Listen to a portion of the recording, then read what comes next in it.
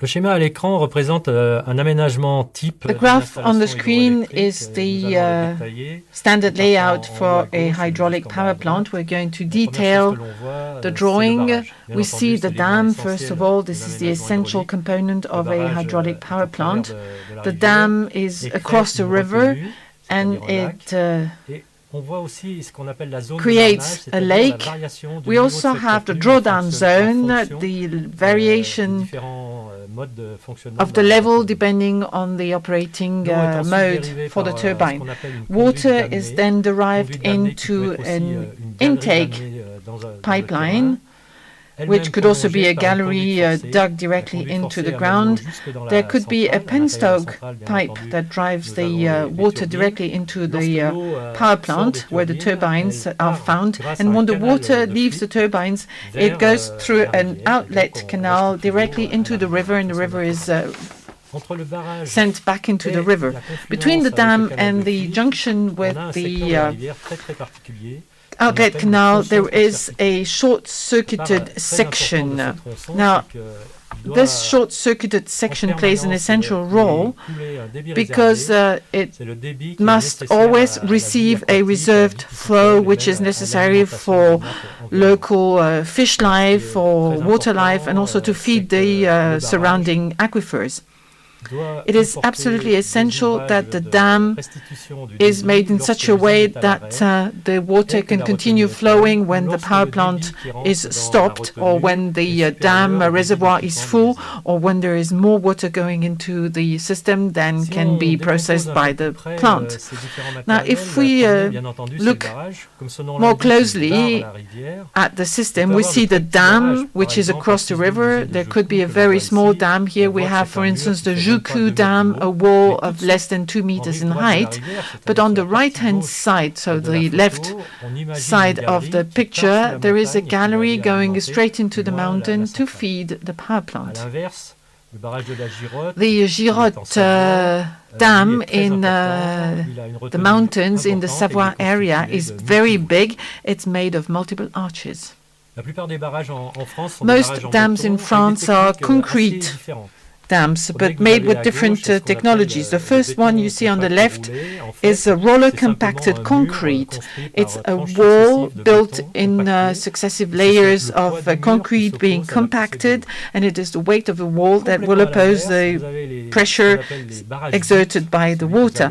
There are also arch dams. The one in the middle is the Sainte Croix Dam, relatively narrow, but the pressure of the water on the dam is forward to the mountain, and it is the connection between the concrete and the mountains that provides resistance to the water pressure. The arch theory can also be implemented with a multi-arch dam, no longer resting on the rocks, but on pods.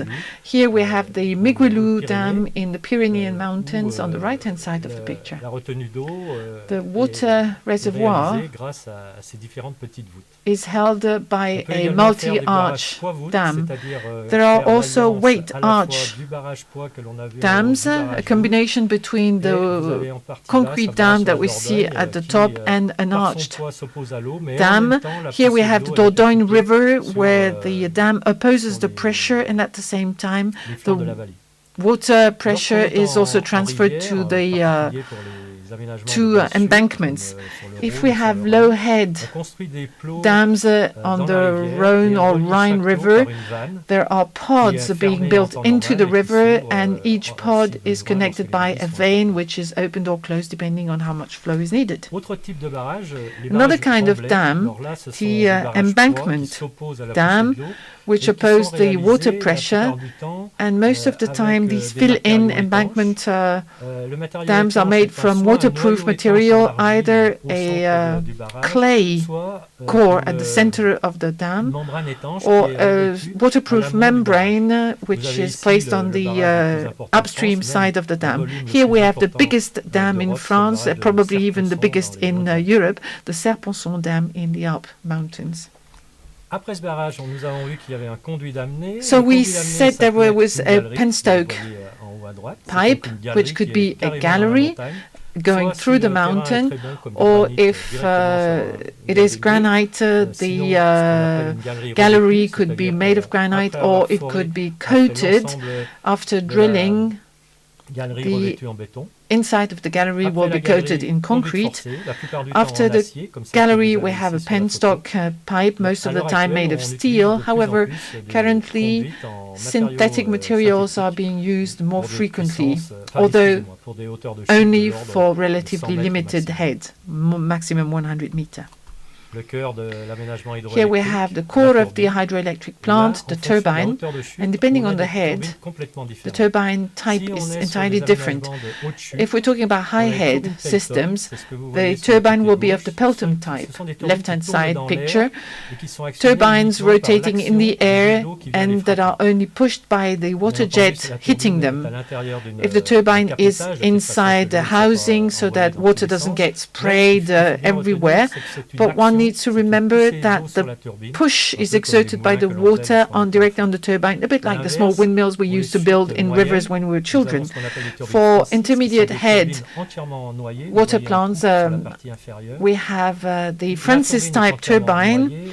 The turbine is immersed and it operates in an entirely different way. There's a reaction type of operation. The water pressure pushes the blade, which are oriented in such a way that they actually create torque on the motor. For very low heads, we have Kaplan type turbine.